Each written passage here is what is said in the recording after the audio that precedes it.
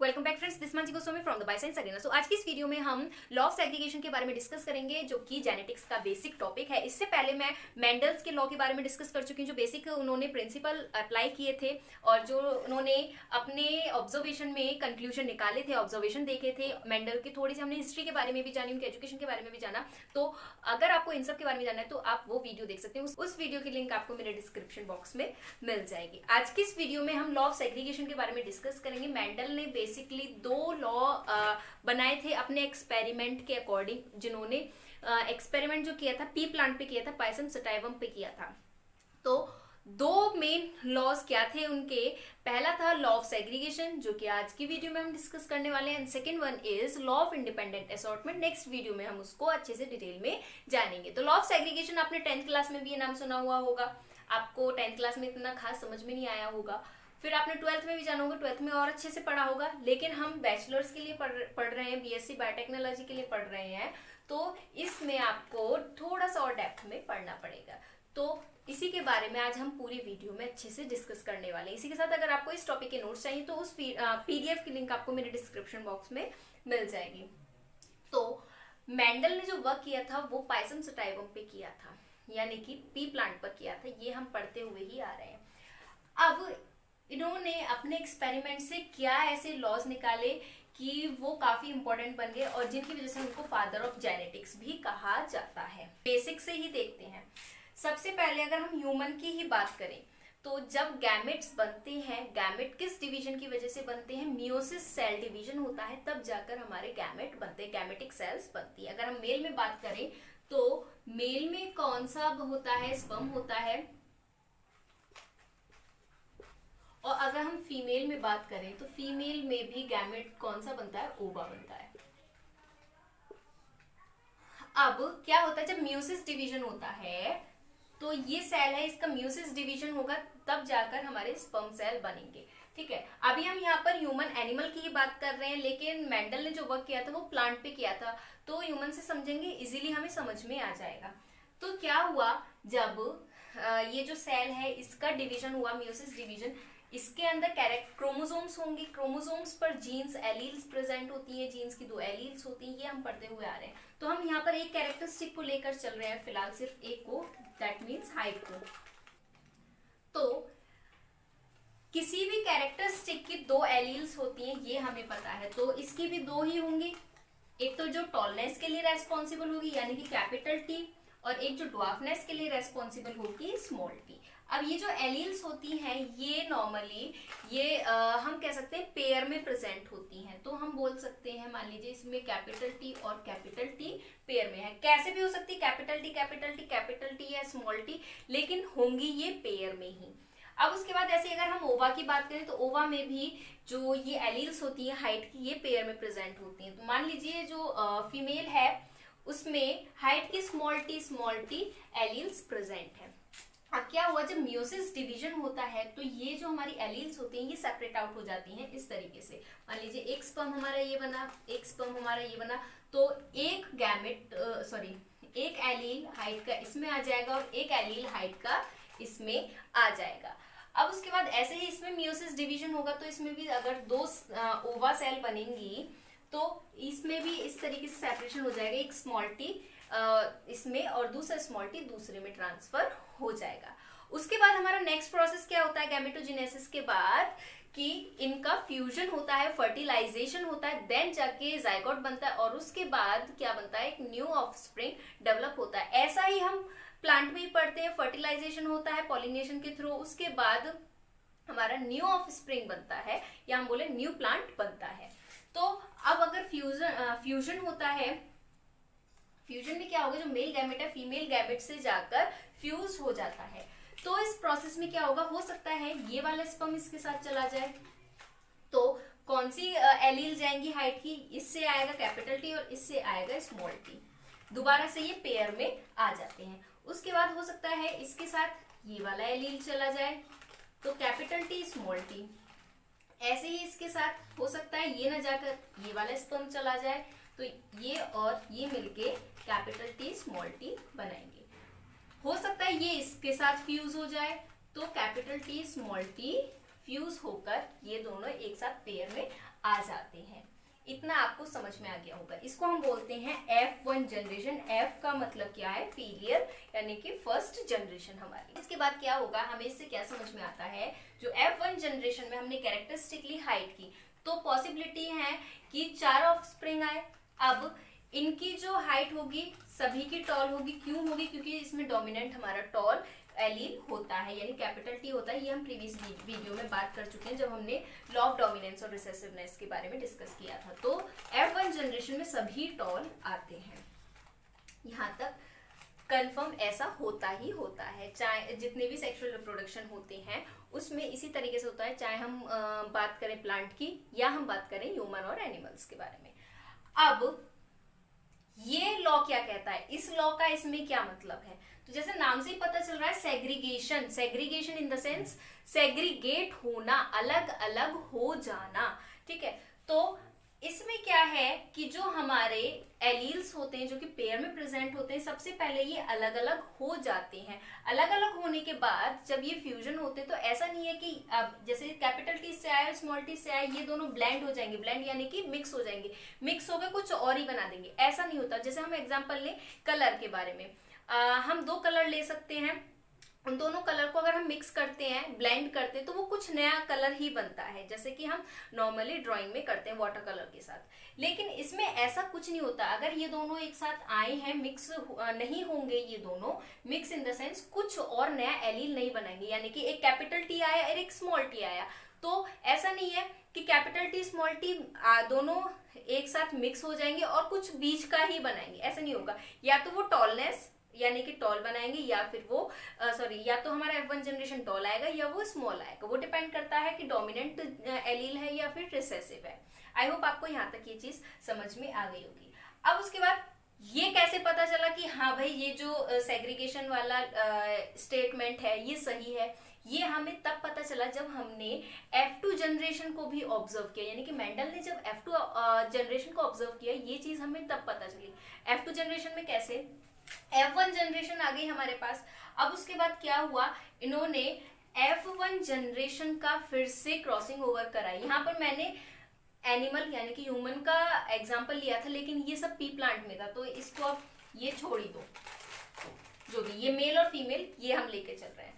तो जब उन्होंने F1 जनरेशन की क्रॉसिंग ओवर कराई, तब उन्हें क्या देखने को मिला कि F1 जनरेशन यानी capital T small T male और फीमेल एंड मेल।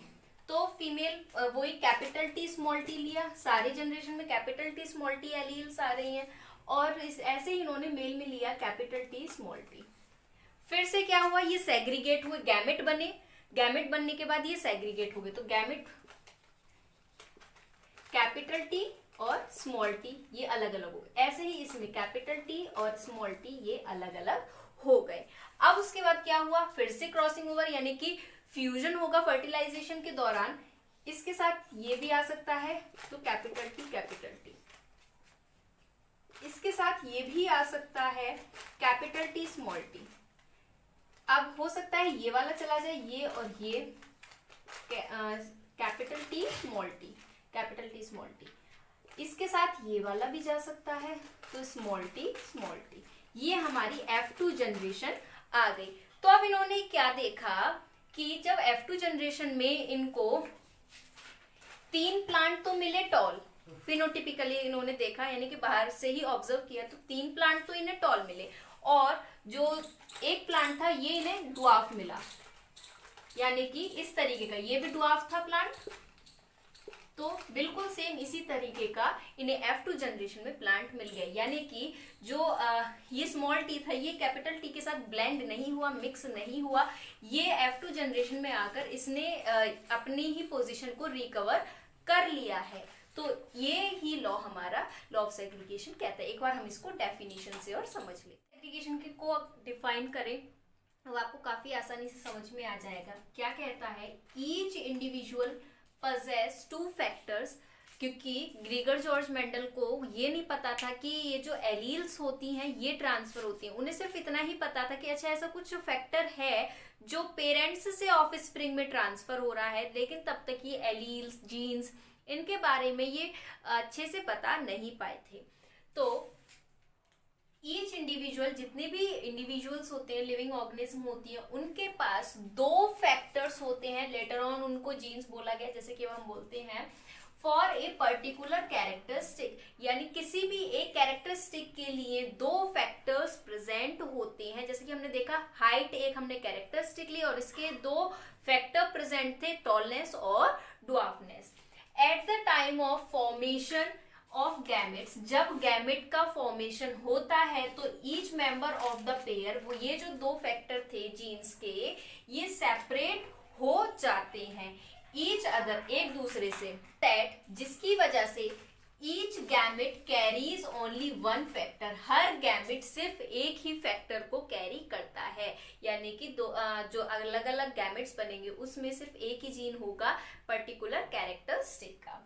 दूसरी चीज क्या कि गैमेट्स जो होते हैं ये हमेशा प्योर फॉर्म में ही होते हैं, इसीलिए हम इस लॉ को law of purity of gametes भी कह देते हैं। तीसरा पॉइंट क्या, जो मैंने ब्लेंडिंग का बताया था कि हेरिडिटी फैक्टर्स जो होते हैं are discrete and do not blend when present together, जब वो ये दोनों एक साथ प्रेजेंट होते हैं, यानी कि गैमेट से जब ऑफस्प्रिंग में ट्रांसफर होते हैं तो दोनों कैपिटल टी स्मॉल टी दोनों आते हैं, लेकिन ये दोनों एक दूसरे से ब्लेंड नहीं होते हैं, अपना अलग सेपरेशन ही रखते हैं। जब F2 जनरेशन में आते हैं तब ये अपने आप को रिकवर कर लेते हैं। आई होप आपको ये पॉइंट्स क्लियर हो गए होंगे।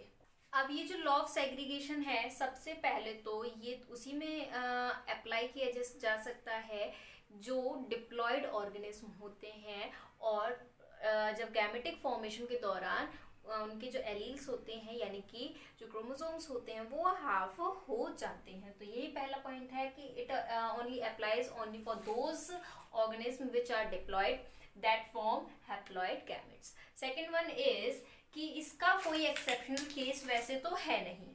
एक्सेप्शनल केस से मतलब कि ये जो लॉ है कि जो डिप्लॉयड ऑर्गेनिज्म होते हैं उनमें जो ये फैक्टर होते हैं, जीन्स होते हैं, ये अलग अलग हो जाते हैं ड्यूरिंग मियोसिस, जब गैमेट का फॉर्मेशन होता है। तो ये तो 100% सच है नॉर्मल केसेस में, लेकिन इसका एक एक्सेप्शनल केस सिर्फ एक ही है, जब नॉन डिसजंक्शन हो जाता है क्रोमोसोम्स का। नॉन डिसजंक्शन से क्या मतलब है कि क्रोमोसोम मियोसिस के दौरान जब डिवाइड होते हैं तो हाफ हाफ दोनों सेल्स में चले जाते हैं, लेकिन कभी कभी एबनॉर्मेलिटीज भी आ सकती हैं, जिस केस में क्या होता है जो क्रोमोसोम होते हैं वो डिवाइड हो ही नहीं पाते या सेपरेट हो ही नहीं पाते हैं और वो पूरा का पूरा एक ही एक ही सेल में ट्रांसफर हो जाता है। सिर्फ इस केस में हमारा लॉ ऑफ सेग्रीगेशन अप्लाई नहीं हो पाता है, ये एक एबनॉर्मेलिटी की वजह से है, वरना ये जितने भी डिप्लॉयड ऑर्गेनिज्म होते हैं लॉ ऑफ सेग्रीगेशन तो होता ही होता है। तो लॉ ऑफ सेग्रीगेशन में हमने क्या देखा, हम एक पर्टिकुलर कैरेक्टरिस्टिक ले लेते हैं हाइट की, जो कि मेंडल ने ली थी। फिर मेंडल ने क्या किया था कि दो पेरेंट लिए थे, यानी कि एक मेल और एक फीमेल, इनको क्रॉस ओवर करा था। एक लिया था इन्होंने प्योर टॉल प्लांट, जिसको कैपिटल टी से डिनोट किया था, और एक लिया था प्योर ड्वार्फ प्लांट जो कि हाइट में छोटा था। स्मॉल टी इसके फैक्टर्स थे जो कि पेयर्स में प्रेजेंट होते हैं।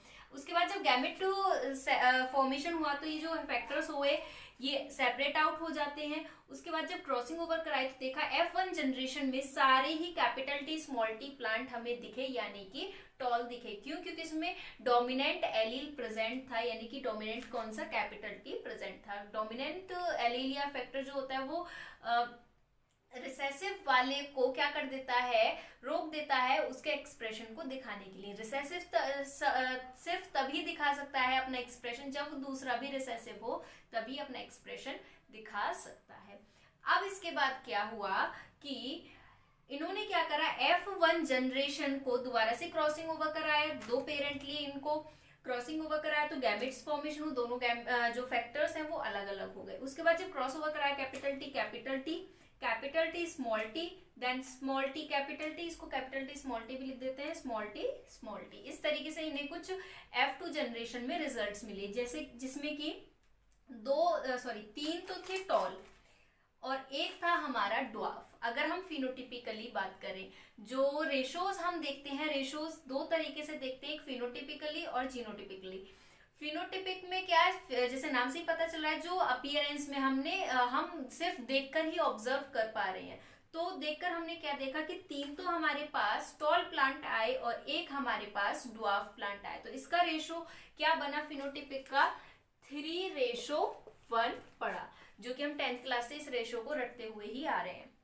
अब उसके बाद इन्होंने क्या देखा, मतलब अगर हम जीनोटिपिकली देखें तो जीनोटिपिक में क्या होगा, 3 रेशोज बन के आते हैं, यानी कि एक तो प्योर टॉल प्लांट, दूसरा हाइब्रिड टॉल प्लांट और तीसरा प्योर ड्वार्फ प्लांट। तो बिल्कुल प्योर टॉल प्लांट का क्या मतलब है कि जो दोनों फैक्टर प्रेजेंट है वो कैपिटल टी यानी कि टॉल के ही हैं। तो ये प्योर यानी कि ये एक बार ही आया तो प्योर का 1। देन रेशो हाइब्रिड हमें 2 दिखे, कैपिटल टी स्मॉल टी, पर दोनों ही टॉल थे तो 1:2। और प्योर ड्वार्फ हमें एक ही दिखा तो 1:2:1। ये हमारा जीनोटिपिक रेशो होता है। दोनों ही याद रहने हमें जरूरी है। अब उसके बाद ये जो क्रॉसिंग ओवर थी, इसको एक साइंटिस्ट थे पिनट, उन्होंने अपने तरीके से टेबल के फॉर्म में हम रिप्रेजेंट करनी सिखाई ताकि हमें कोई कंफ्यूजन ना हो। तो पिनट स्क्वायर कहते हैं इस टेबल को। और कैसे, एक रो में यानी कि हॉरिजॉन्टली हम लिख लेते हैं एक पेरेंट के गैमेट्स और वर्टिकली दूसरे पेरेंट के गैमेट लिख लेते हैं। जैसे कि हम मान लेते हैं पहला पेरेंट ये और सेकंड पेरेंट ये। पहला पेरेंट के गैमेट क्या है, कैपिटल टी और स्मॉल टी, तो कैपिटल टी स्मॉल टी। दूसरे पेरेंट के भी कैपिटल टी स्मॉल टी, तो कैपिटल टी स्मॉल टी। हम इस तरीके से गैमेट लिख लेते हैं। अब क्या करेंगे, इस ब्लॉक में हम इन दोनों का लिखेंगे। देन इस ब्लॉक में इसका और इसका क्रॉसिंग ओवर लिखा हमने। इस ब्लॉक में ये और इस ब्लॉक में this one and this one. इस तरीके से पिनट स्क्वायर बनता है। तो इसमें सेम रेशो आ रहा है, एक हमारा कैपिटल टी प्योर, ये दोनों हमारे हाइब्रिड, और एक हमारा प्योर ड्वार्फ आता है। तो इसको हम पिनट स्क्वायर बोलते हैं। आई होप आपको ये पॉइंट समझ में आ गया होगा। तो ये थी आज की वीडियो लॉ ऑफ सेग्रीगेशन पर। आई होप आपको सारे पॉइंट्स बहुत अच्छे से क्लियर हो गए होंगे। अगर आपने मेरा चैनल अब तक सब्सक्राइब नहीं किया तो प्लीज सब्सक्राइब माय चैनल, ऐसे ही और वीडियोस के लिए जिसमें कि मैं आपको नोट्स के साथ अच्छे से एक्सप्लेन करने की कोशिश करूंगी। और वीडियो अच्छी लगी हो तो प्लीज लाइक बटन जरूर दबाएं, इसी के साथ कमेंट करके भी बताएं और अपने फ्रेंड्स में भी शेयर करें।